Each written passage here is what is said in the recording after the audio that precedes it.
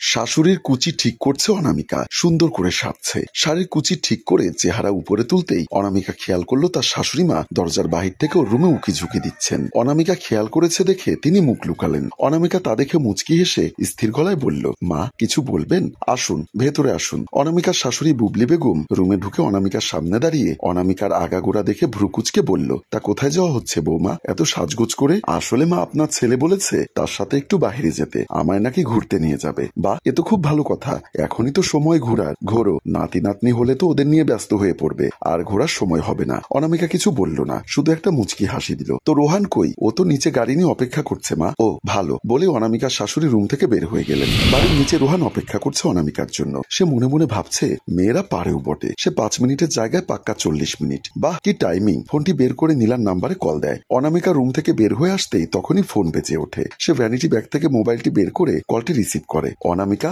আর কতক্ষণ অপেক্ষা করব? আমরা ফিরতে ফিরতে রাত বেশি হয়ে যাবে। সে কখন থেকে নিচে দাঁড়িয়ে আছি, তাড়াতাড়ি এসো। এই তো আমি বের হচ্ছি, তুমি দাঁড়াও, আমি নামলাম বলেই কলটি রেখে অনামিকা 2 কদম দিতেই শোনে অনামিকার শাশুড়ি খাটে বসে পান চিবোতে চিবোতে নিজে নিজে বলছে, আজকালকার ছেলেরা বউদের মাথায় তুলে রাখে, মায়েদের কথা কি মনে আছে তাদের? অনামিকা যাওয়ার সময় শাশুড়ির রুম থেকে আওয়াজ শুনে থমকে দাঁড়ায়। সে পা টিপে টিপে শাশুড়ির রুমের দরজার সামনে যায়। ভেতর থেকে শাশুড়ির গলা শোনা যাচ্ছে, আর কি বলবো আমি, আজকালকার ছেলের বউয়েরা কি আর আগের মতো আছে?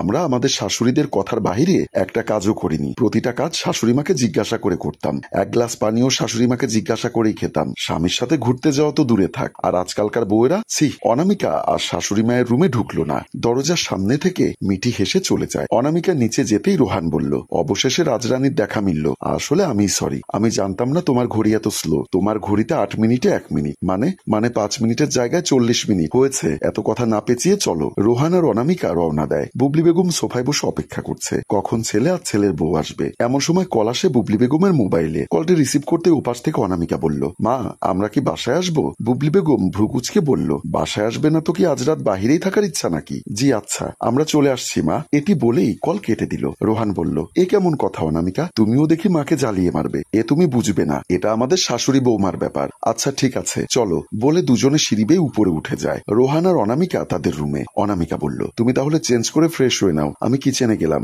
দেখি কিছু রান্না করা যায় কিনা। ওকে ঠিক আছে। অনামিকা রুম থেকে বের হয়ে যায়। অনামিকা শাশুড়ির রুমে এসে পাশে দাঁড়িয়ে বলল, মা ভাত চুলায় বসাবো, আপনি কি কিছু খেয়েছেন? বুবলি বেগম কিছুটা অবাক হয়ে বললেন, ভাত না বসালে কি করবে তুমি দেখছি একদম। অনামিকা আর কিছু বলার সময় না দিয়ে রুম থেকে বের হয়ে যায়। শাশুড়ি হা করে তাকিয়ে আছে। রোহান ও শাশুড়ি সবাই একসাথে খেতে বসেছে। অনামিকা সবার আগে তার শাশুড়ি মায়ের প্লেট হাতে নিয়ে বলল, মা আপনাকে ভাত দিব? বুবলি বেগম চোখ রাঙিয়ে বলল, আমার জন্য কি বিরিয়ানি রেঁধেছো বৌমা? সরি মা, তা তো করিনি। তাহলে ভাত না খেয়ে কি খাবো? রোহান হাবলার মতো চেয়ে আছে এদের কাণ্ড কারখানা। অনামিকা শাশুড়ির প্লেটে 1 চামচ ভাত দিয়ে বলল, মা আর দিব নাকি বেশি হয়ে যাবে? 1 চামচ ভাত খেয়ে কি হবে? অনামিকা আর 1 চামচ ভাত দিয়ে বলল, আর কি দিব মা? বুবলি বেগম কিছুটা বিরক্ত হয়ে অনামিকার হাত থেকে প্লেটটি নিয়ে নিজের ভাত নিজে নেয় এবং সবাইকে বেড়ে দিচ্ছে। তুমিও বসো বৌমা, তোমাকেও বেড়ে দেই। অনামিকা বসে যায়। রোহান বোবা দর্শকের মতো চেয়ে আছে। বুবলি বেগম ডিনার শেষ করে রুমে ঢুকে দরজা বন্ধ করে দেয়। তিনি কিছুই বুঝে উঠতে পারছে না। খাটের পাশে এসে খাটে উঠে বিছানায় শুতে যাবে, তখনই অনামিকা এসে দরজা নক করা শুরু করে দেয়। বুবলি বেগম বিরক্তি নিয়ে উঠে নেমে দরজা খুলতে যায়। দরজা খুলেই শাশুড়ি অনামিকাকে দেখে বলল, আবার কি জন্য এসেছো? তোমার যা বলার সব একবারে বলতে পারো না? অনামিকা বলল, মা থালা বাসনগুলো কি ধুয়ে ফেলবো এখন?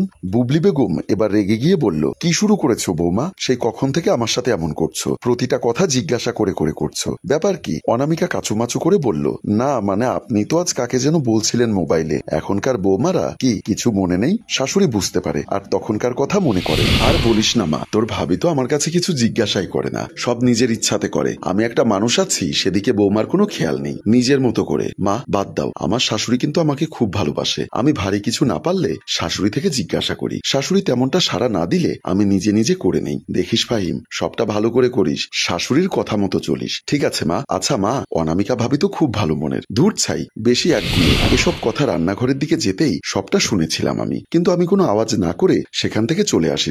তখন বলেছিলেন না মা, আমি আপনাকে কিছু জিজ্ঞাসা করি না, সব নিজের ইচ্ছা মতো করি, তাই আর কি। বুবলি বেগম সব শুনে রেগে ধারাম করে দরজা আটকে দেয়। অনামিকা মুচকি হেসে সেখান থেকে চলে যায়। রাত প্রায় 2টোর কাছাকাছি। বুবলি বেগম ঘুমোচ্ছে। এদিকে এমন সময় বুবলি বেগমের মোবাইল বেজেই চলেছে। রিংটোনে ঘুম ভেঙে মোবাইল হাতে নেয়। তিনি মোবাইলের স্ক্রিনের দিকে তাকিয়ে দেখে অনামিকা কল করেছে। বুবলি বেগম নড়ে চড়ে উঠে বসে। এত রাতে এতবার কল করলো করলো কেন, কিছু হয়েছে নাকি? ভাবতে ভাবতেই কলটা রিসিভ করে। কল রিসিভ করে বলল, কি ব্যাপার বৌমা, এত রাতে তুমি কল দিলে যে? রোহান কি সাথে নেই? আছে মা, সে ঘুম। কি এমন কথা বলবে যে কল দিচ্ছ? আমি তো পাশের রুমেই আছি, দরজা নক করলেই তো হতো। কয়েকবার নক করেছি কিন্তু আপনি খোলেননি, তাই কল দিয়েছি মা। তা কি হয়েছে বলো? মা, আসলে আমার অনেক বাথরুমের চাপ উঠেছে, আমি কি একটু ওয়াশরুমে যাব? বুবলি বেগম কি উত্তর দিবেন বুঝে উঠতে পারছেন না। রাগে উনি কলটা কেটে দেয়। তবে উনি একটা ব্যাপার বুঝতে পেরেছেন যে বর্তমান বৌমারা তাদের মতো মুখ বুঝে সব মেনে নিবে না। আমি বরং বৌমার সাথে একটু ভালো ব্যবহার করি, সেটাই ভালো হবে। আর এখানেই শাশুড়ির মনের ভুল ধারণা সংশোধন ও সুন্দর মন মানসিকতা দেখিয়ে আমাদের গল্প শেষ হয়। সম্মানিত ভিউয়ার্স,